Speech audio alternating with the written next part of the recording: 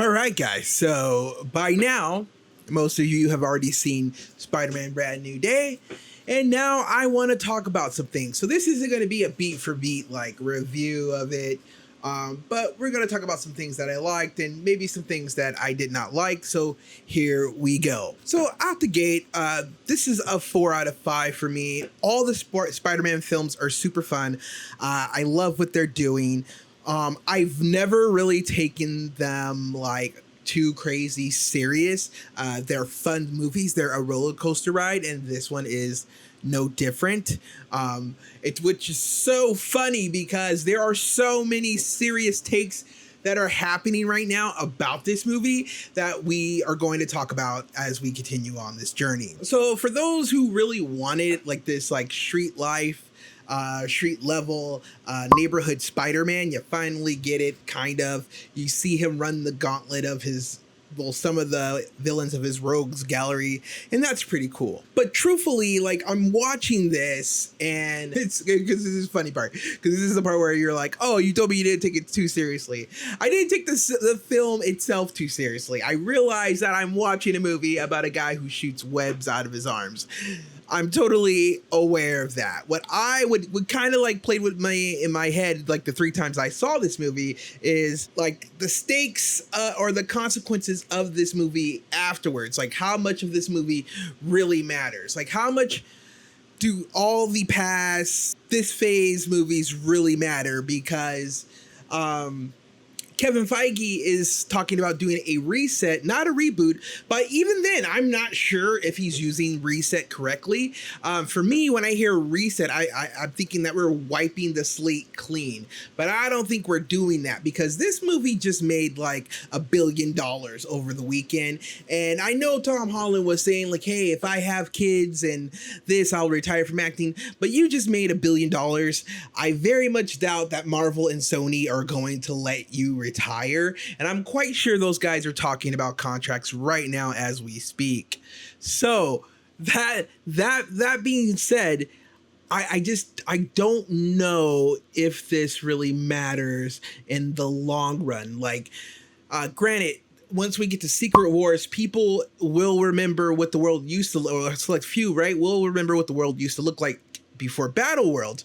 But after that, that's the reset, right? So how much of this story really counts? Like who's really going to matter, right? It's kind of like people forget about Peter Parker all over again. Like he just had Mary Jane, or not Mary Jane, but MJ and Ned remember sort of who he is, and then they're going to forget him again. So like it's just crazy. It's just really crazy to think. I do like his dynamic with between Peter Parker and the Punisher. It's funny how they joke about each other, and you kind of see a different side of Castle that you don't see in Daredevil, and I think that was pretty awesome. And so I also like that they don't rush the MJ and Peter love story back together, because in the future, again, like we don't know how much of this is sticking around or what's changing, but with them not being together, it allows them not to do the get back together trope, but like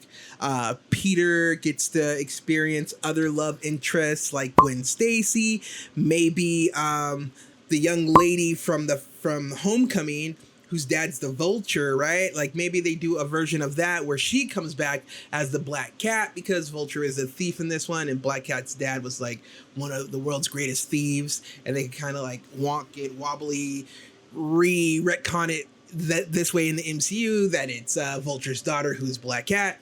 It would be awesome. It just leaves that open, and then also it kind of plants the seeds. There's a lot of things seed planting in this film. Like they have the mutant inhibitor chips that are made by Bruce Banner and Peter, but then also they plant the seeds for Parker Industries, right, which is like the Stark Industries competitor.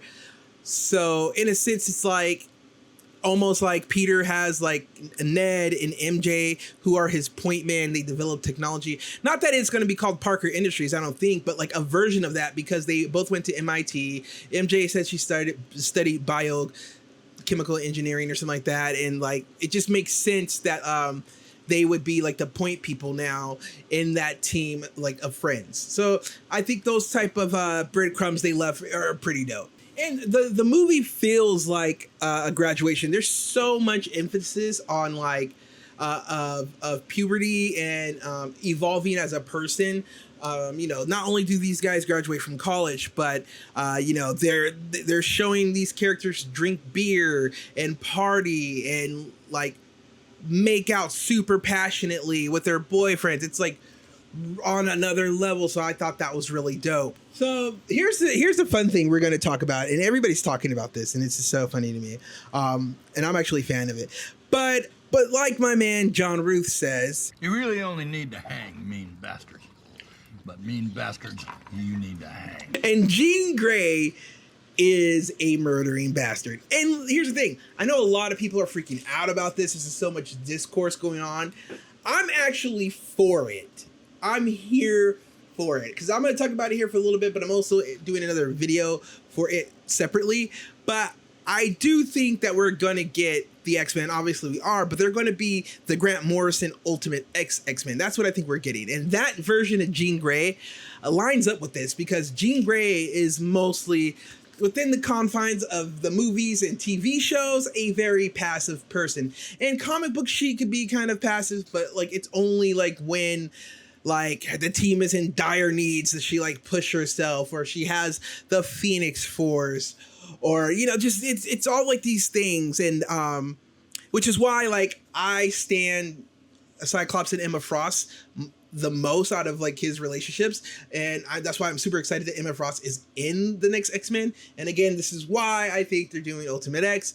But yeah, I love that this characterization of Jean Grey is that like she'll go to any means, and she has no qualms with murdering humans, which is awesome. Cool. I like that, because that means when we get to the X-Men and people are like hating on the mutant population and throwing rocks, this is what she did to people when she thought her sister was taken and still alive.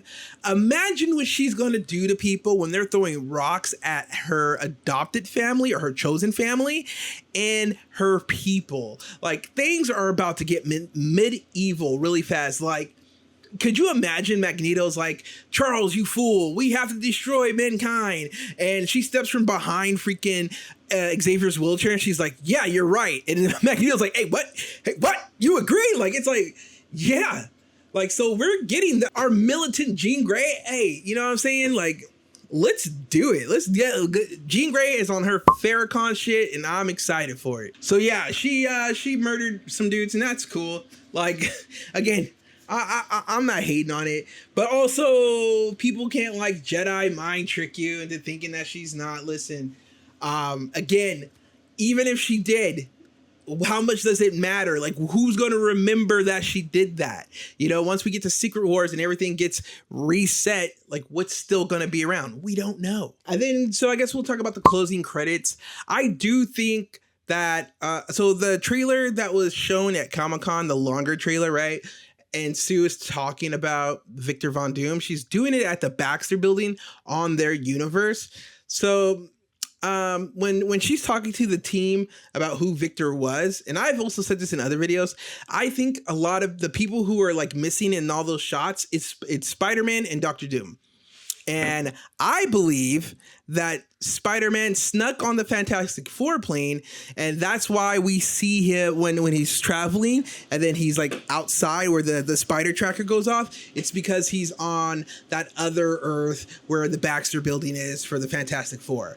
Like, I think that's what happened.